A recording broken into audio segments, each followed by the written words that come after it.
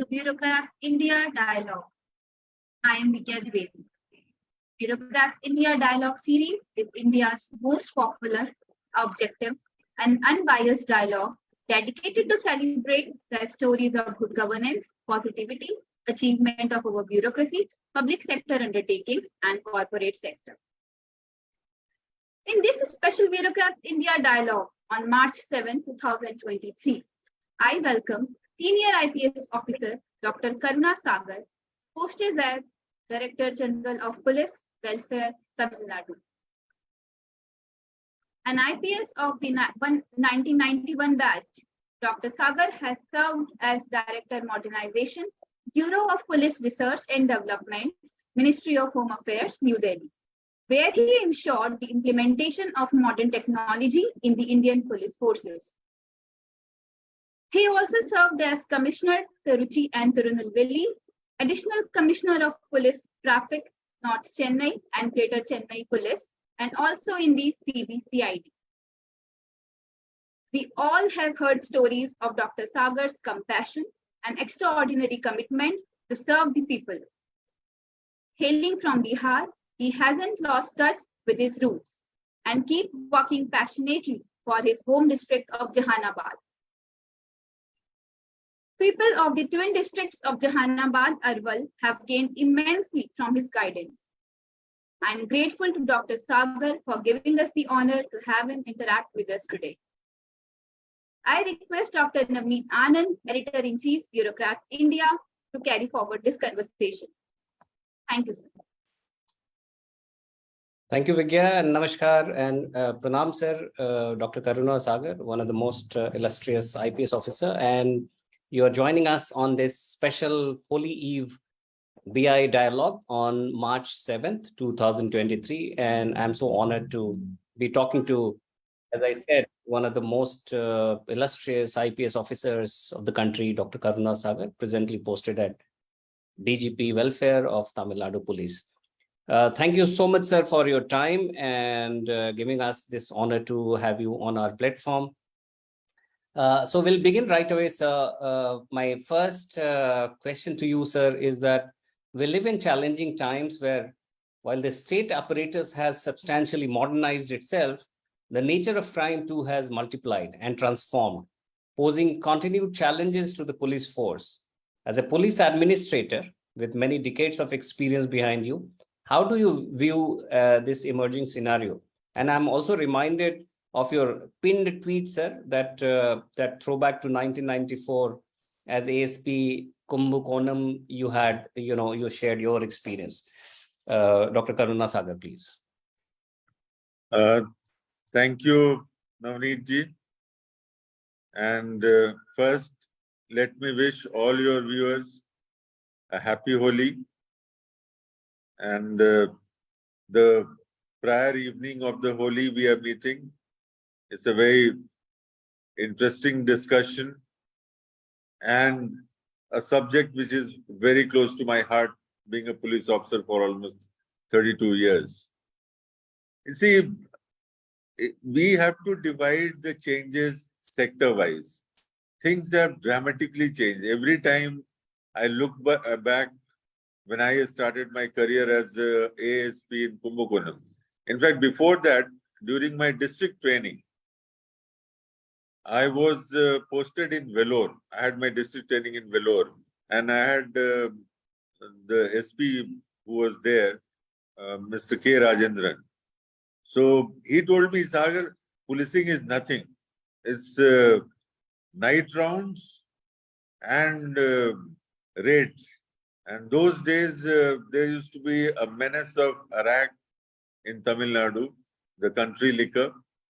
And one of the foremost job of the police officers used to be go after them.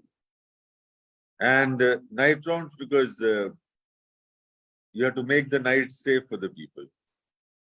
So the crime, the context, and the policing from those days have totally changed. And today we are facing a scenario where there has been tremendous amount of social change in the country. The reach of the social media, the internet telephony, the telephony density is one of the highest in the world. We are quite a few crores. The reach of the social media, then the cyber crime, which is a borderless crime. That is another important area. These days, we are dealing with another new menace called drones. And drones and anti-drone technology is becoming important. There is another area which is opening up for policing these days is to take care of the geriatric population. We have in almost all cities a large number of couples,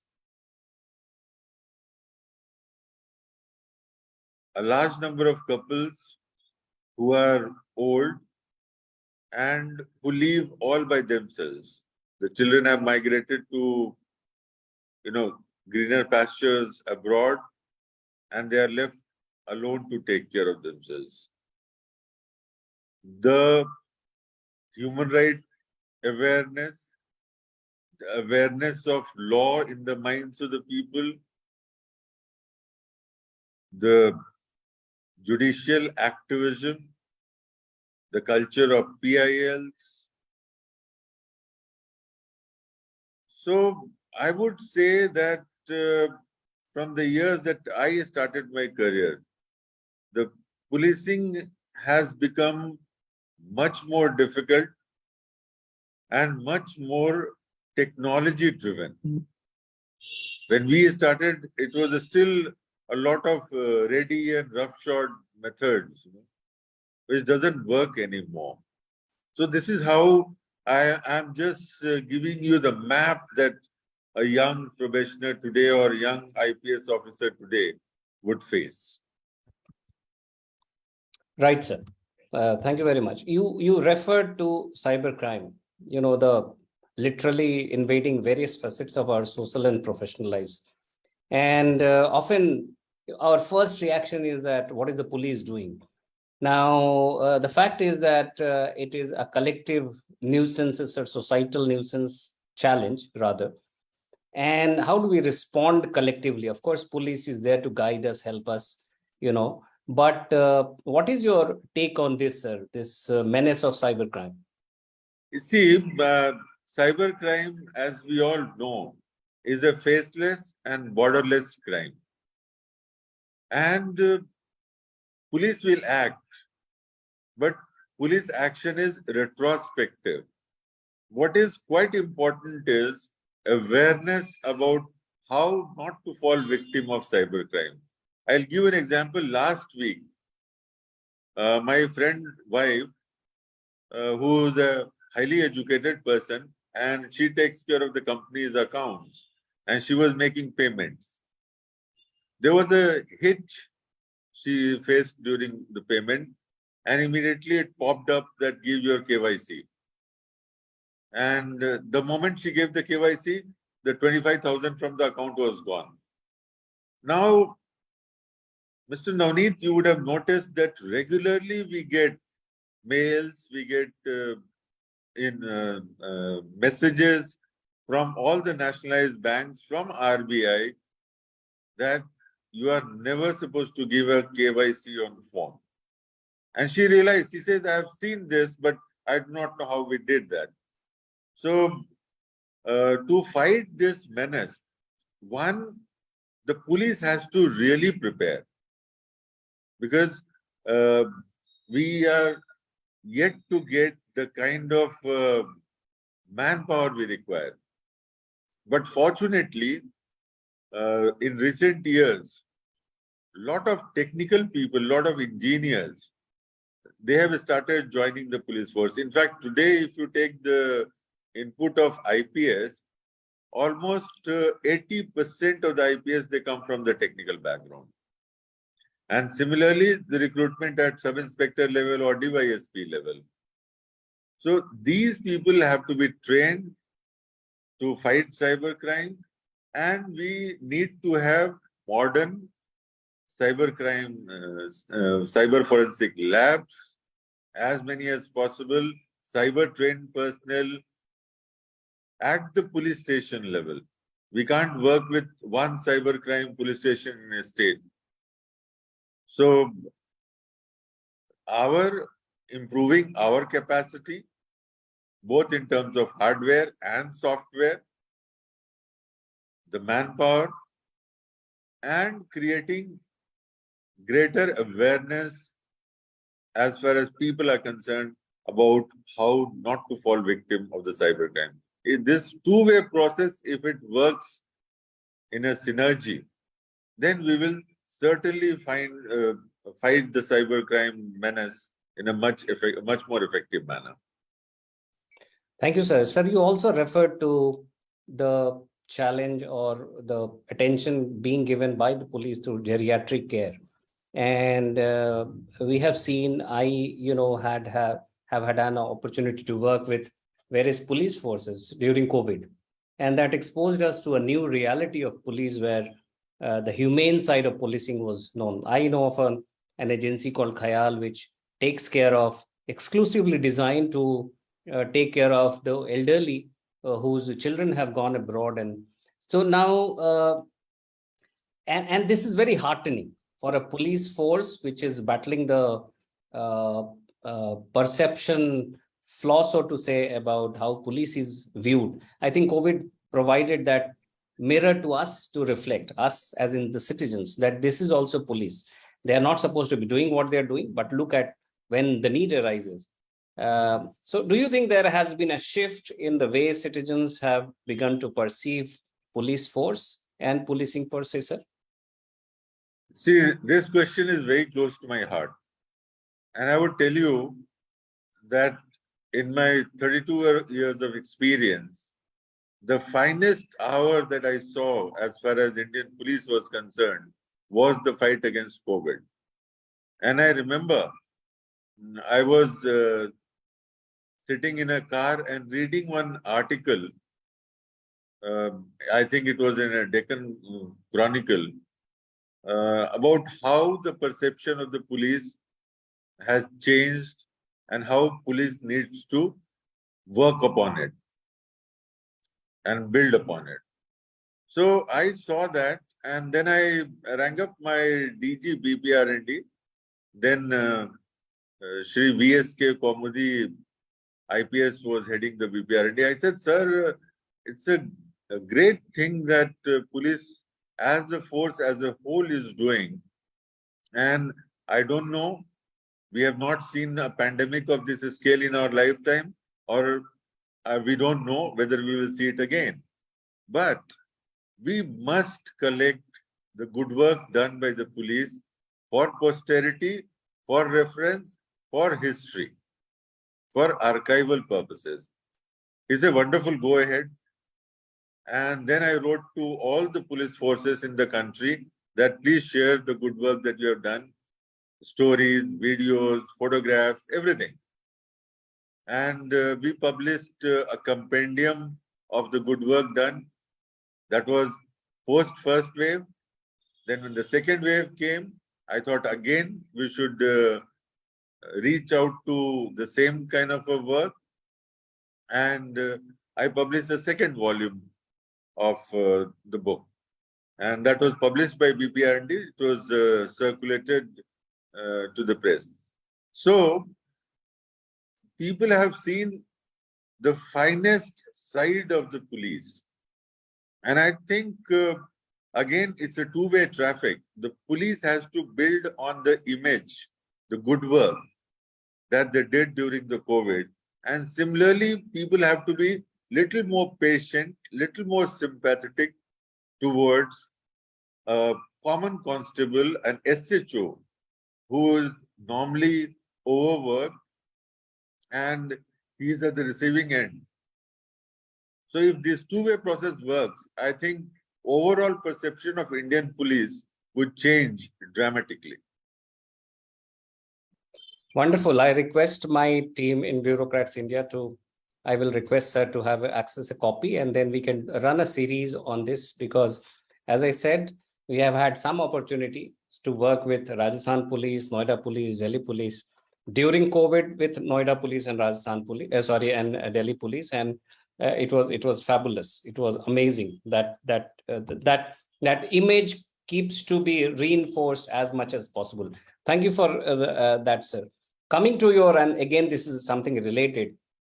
You as an officer, we have lots to learn about your compassion based. We have heard a lot, in fact, during your various postings in Tamil Nadu. I was reading somewhere, sir, as Ananagar DCP, how you got a call from an 84-year-old lady, and you took the pains of getting her clock repaired. So what has been the motivation to be a kind-hearted cop, but without compromising on your firmness of dealing with the criminals and crime?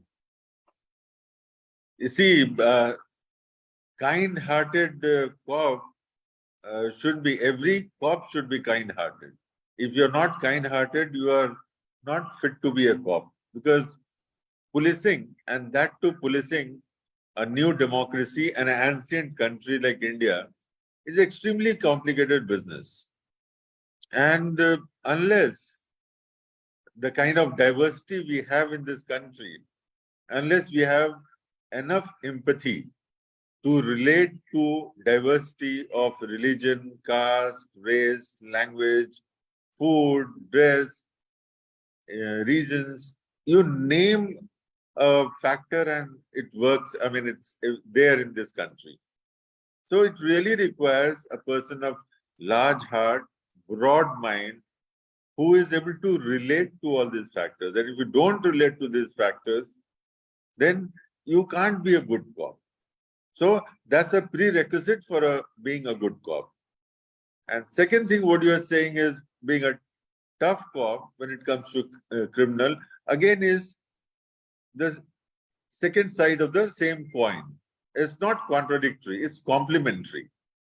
Basically, as a cop, you have to ensure social justice. And I have always worked to ensure social justice. I have always worked to work for the weaker section, for the poorer section, for the marginalized, those who are on the margins of the development process, margins of the civil society. I always felt that the police needs to reach out to such people. And these people, this population is the most vulnerable when it comes to crime and criminals, because the criminals tend to intimidate such people to carry out their nefarious activities. So if I want to ensure the well-being of these people, I have to be willy-nilly tough with the criminals, because unless I am tough, I'll not be able to deliver justice.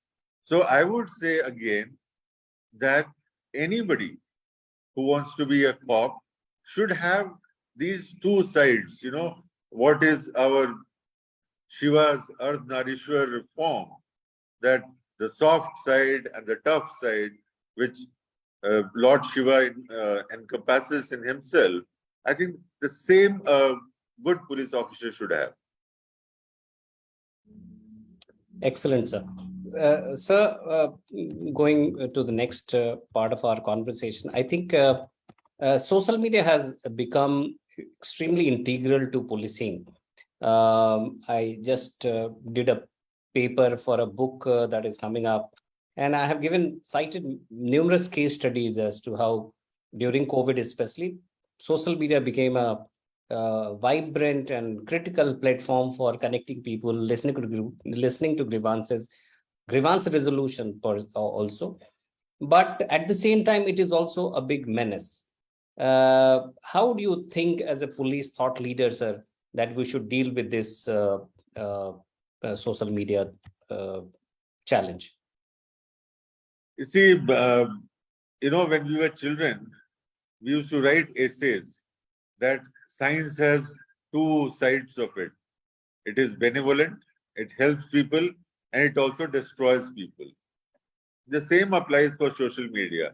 Social media is a great tool if it is used for positive work. It's a force multiplier. You can send out information as quickly as possible, and almost all the police forces in the country or across the globe are using social media to reach out to their people, to their clients. But the downside of this is social media can also be manipulated. So, and I have just seen what happened in Tamil Nadu in past 1 week or so is a clear case of how social media could be misused, how social media could be divisive, how it can make people's lives difficult. So we in the police forces, we are tuned to it. Every police force has a social media cell now, and in real time, social media feeds are monitored just to see what kind of things are trending, what kind of news are coming, and what news needs to be countered, what news needs to be supported. So we are quite conscious, and as I'm saying, we are using it for positive things, but at the same time, there are many occasions that we have to fight, and social media gets very close to cyber crime, because cyber crime and social media many times works together, but the tools are the same. It's been quite heartening to see the way police has transformed itself as an institution. And we have been, in a way, part of the journey, starting with helping the SIPSA get onto social media, and then having had the opportunity to work with various police. It's truly amazing the way various police forces have embraced social media. You are a passionate Bihari, sir. And always good to come across passionate Biharis who haven't lost touch with their roots, because we grew up in a time, you are my senior, but where there were very few opportunities and we had no other option but to leave to pursue. You went to Hansraj College, sir. I went to Hindu College. You are slightly senior to me. What does it take to remain connected with your roots? You could share some of your examples, sir, and I'm sure that will be a message for many Biharis who have gone out, done well, but have lost touch somehow with their roots. You have done exceedingly well by way of social work, by way of social motivation, in Jehanabad and Arwal. I'll be very happy to hear from you, sir, as to what all you have done and what is your message to people, migrants like us who made Delhi and Chennai and Bengaluru and Hyderabad as their Karm Bhumi. You see, this is applicable not just to Biharis. See, we live in times where geographical mobility of population has become extremely high. People are moving to greener pastures, moving from rural areas to urban areas, from towns to cities, cities to foreign countries. So there is a lot of movement, and people are not if you are born in a place, you have studied in a place, but you definitely don't work in a place today. I mean, the large number of people, they don't. And the people who have gone away are normally, majority of them have done well for themselves. They are better off than the people they have left behind. And I think that is where, again, the empathy, the love of your roots, the love of your motherland per se, if you say from where you came, the childhood where you spent, where you played with your friends. So I think that connect is important. And I'll tell you why, because it's a two-way process. If you maintain the connect, the people whom you have left behind are going to benefit. And if you maintain the connect, psychologically, you are going to benefit. I do it, social work that I do basically in Jehanabad and Arwal district is not because I pity them. It's because I feel that they are my people and they have a reason to be happy. And if I could be catalyst in some way of bringing some happiness to them, that would be a great thing. So that's my motivation.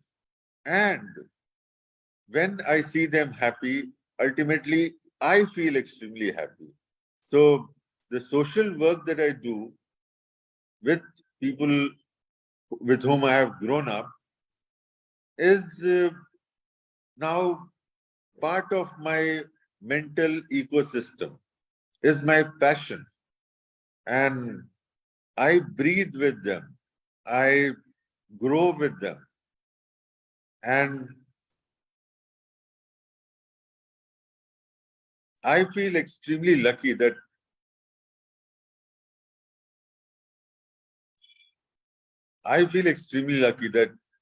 God has been kind, and I have done well for myself in the social terms. But when I do something for my own people, that is where I draw my greatest satisfaction. And I'll appeal to all the people who have left their roots that please nurture it. You see, the branches and leaves could never survive if the roots are not deep, if the roots are not, feeding the tree. So we are ultimately the branches, the leaves, the fruits, the flowers. So please nurture your roots, and that's my appeal to everybody who has moved away from their homeland. My dear friends, you're watching a special edition of Bureaucrats India Dialogue on March 7th, 2023, on the eve of Holi. And we are hearing a very compassionate, very passionate police officer who is sharing the colors of joy, happiness, compassion, and care, and telling us how it is important to remain connected with your roots. Do not forget the fundamental colors of life that you get by being with your own people. We are there on YouTube, Twitter, Facebook, and Instagram. Do follow us. Our Twitter handle is Bureaucrats IND, and you could look us up on other platforms as well. Dr. Karuna Sagar, IPS of 1991 batch, presently posted as DGP-Welfare, will also be celebrating Holi with Bihari migrants tomorrow in Chennai. And that brings us to, again, something which is very topical, that has acquired a political color. And I would want to hear it from the horse's mouth. We are living in a dangerous times of social media, where sir जैसा बोलते हैं हिंदी में बिहारी में, बात का पतंगड़ बन जाता है. और ये बहुत जरूरी है कि हम लोग संयम, धैर्य और समझदारी से काम लें. सोशल मीडिया पे आए हुए बातों को ज्यादा तवज्जो ना दें, because it may not be as bad as it might appear. I will request Dr. Karuna Sagar to please share with us the facts as they are in both Hindi and English, because this is very important. We are going to be using this platform to circulate and put to rest any speculation, any rumors that might be there about the so-called migrant issues and or misbehavior of Hindi-speaking migrants, especially from Bihar in Tamil Nadu. Over to you, sir. देखिए, अभी हमने आपको पहले ही hint किया था कि social media का कैसे मिसयूज हो सकता है, और मैंने पिछले एक सप्ताह में लगभग वही देखा है कि सोशल मीडिया को कैसे मैनिपुलेट किया जा सकता है. क्योंकि हमने साइबर के फील्ड में काम किया है, तो मुझे डीप फेक्स के बारे में, वीडियो कैसे फेक वीडियो बनाया जा सकता है, कैसे एडिटिंग की जा सकती है, तो इन सब के बारे में अच्छा ज्ञान है. तो एक बिल्कुल ही जिस बात का कोई आधार नहीं है, उस बात को, this matter is absolutely no basis. It's not that a small incident took place and it has been manipulated as a big incident. The reality is there was no incident, and just one set of videos were created, and those videos have been circulated. And I took upon this challenge, that because I love my people, I love my brothers and sisters, and I didn't want them to suffer. So I took it as a social cause that I must reach out to them and clarify. And I used all the resources at my command, first to verify the facts and then to communicate to people about the truth. तो सच्चाई ये है कि ऐसी कोई भी घटना नहीं घटी है और हमने सभी जो सोर्स पॉसिबल हैं, चाहे वो पत्रकार हैं या वहाँ के लोग हैं या खुद हमारे जो बिहारी श्रमवीर हैं, उनसे भी बात की, पुलिस के जितने अधिकारी हैं सबसे बात की और हमने पाया कि इसमें कहीं भी कोई तथ्य नहीं है।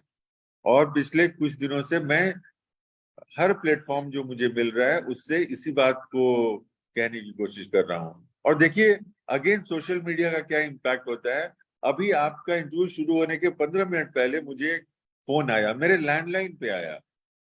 एक बलिया के राजकुमार गुप्ता जी हैं जो कोलकाता के हावड़ा में अपना व्यापार करते हैं। उन्होंने वीडियो में मेरी बात सुनी और सुन के उनको मेरी बात अच्छी लगी और फिर उन्होंने कहीं डायरेक्टरी से नंबर मेरा निकाल के लैंडलाइन से कनेक्ट होके और फिर मुझे बताया और बोला कि मैं कुछ सवाल पूछता हूँ, उसका जवाब आप दीजिए, मैं रिकॉर्ड करता हूँ। मैंने कहा रिकॉर्ड कीजिए। और फिर जैसे मैं आपको भी बता रहा हूँ वैसे ही बातें मैंने उनको भी बताया कि क्या वस्तु स्थिति क्या है, सच्चाई क्या है, और उन्होंने रिकॉर्ड भी किया और बहुत प्रसन्न थे कि आप एक बहुत महत्वपूर्ण काम कर रहे हैं, क्योंकि उनके यहाँ भी बिहार के श्रमवीर काम करते हैं, वो कंस्ट्रक्शन से जुड़ा हुआ उनका काम है। और वो बोलते हैं कि हाँ, होली में, दिवाली में, छठ में बिहार के जो श्रमवीर हैं वो घर जाना चाहते हैं, लेकिन इस तरह के अफवाह में आके, इस तरह के तनाव में आकर, इस तरह से घबरा के डर के जाना, ये सभ्य समाज को शोभा नहीं देता है।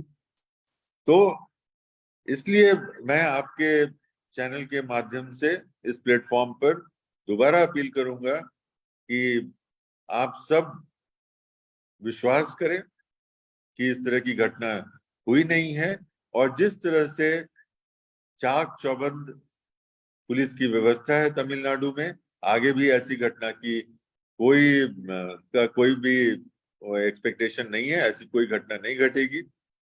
और जो लोग भी होली मना रहे हैं वो होली मना के अपने घर से और वापस फिर आए और जैसे काम करते थे करें। और जैसा कि आपने अभी बताया कि हमारे खुद बिहारी भाई बंधु यहाँ पर पेरम्बूर एक जगह है, वहाँ पेपर मिल्स रोड में एक संस्थान है जहाँ पर एक बड़ी संख्या में बिहारी श्रमवीर काम करते हैं। तो उन लोगों ने डिसाइड किया कि कल हम लोग होली मनाएंगे और उन्होंने हमें उसमें आमंत्रित किया और हमने कहा कि ये मेरी खुशकिस्मती होगी, और कल वैसे तमिलनाडु में होली नहीं होती है, ये मेरी किस्मत अच्छी है कि मुझे होली मनाने का अवसर अपने भाई बंधुओं के साथ मिलेगा।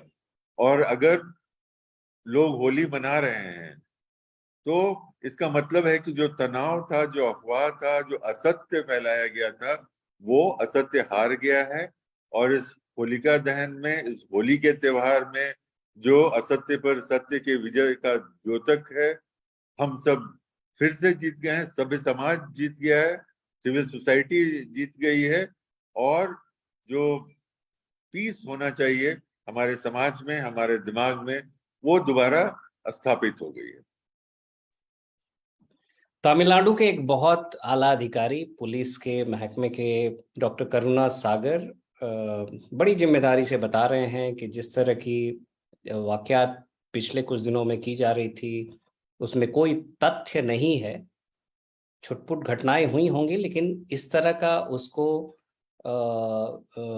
बात फैला देना, लोगों के मन में शंका जाहिर करना, परिवारों में शंका जाहिर करना और एक तनाव की स्थिति पैदा करना, ये गलत है। हम ब्यूरोक्रेट्स इंडिया की तरफ से डॉक्टर करुणा सागर के साथ मिलकर ये रिक्वेस्ट करते हैं कि इस तरह के अफवाहों पर ध्यान ना दें। Social media can be extremely dangerous when it comes to rumors like these, because it truly spreads like wildfire. Sir Dr. Sagar has been kind enough to give us his time to share in detail as to what the fact is. And the fact is that there is nothing of the kind that we are reading about in the mainstream newspapers. There may be minor incidents here and there, but that cannot become a generalized statement. So kindly be wary of any such rumor. Sir is going to be celebrating Holi tomorrow with Bihari श्रमवीर्स और मैं sir आपकी तरफ से उन सभी भाई बहनों को होली की शुभकामनाएं देना चाहूंगा. And thank you very much for this opportunity. And one last question. आप जहानाबाद में लाइब्रेरी बनवाते हैं सर, हमेशा जाते हैं लोगों के पास. Amazing approach you have to life, and we all learn from it. Can we get to know a little more about the personal side of Dr. Karuna Sagar? इतने देर के इंटरव्यू में ये तो आपने निकाल ही लिया है कि मैं किस तरह का ऑफिसर हूं. और मैं बेसिकली एक sensitive, I am a little sensitive person, and I love to read, I love to listen to old Hindi music. I have always had dogs in my house. I'm very, friendly with my pets. And we have a small family. My wife Anju, she is also from Delhi University. She has done her master's in English literature from St. Stephen's College. And I have two sons, Pratham and Parth. They both are graduates from Ramjas College. Pratham is practicing law in the Supreme Court. He is working with ASG Mrs. Aishwarya Bhati right now. Parth is pursuing his own startup idea. He wants to do something with e-waste management. We are a close-knit family, a happy family. We all have very strong bonds.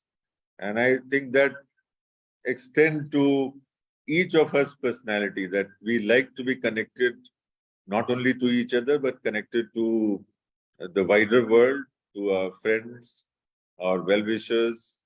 And as I said, if you forget your roots, then your Facebook friends are not going to be, providing you any emotional succor when you need them. So it's the roots that are extremely important. And that's from where you draw your strength. Everybody in my family is a book lover. In fact, we had a collection of about 4,500 books at one point of time. But 2015, unfortunately, when I was posted in Chennai, there was massive floods. And I lost all my books in the flood. So after that, we are again recreating library by buying new books.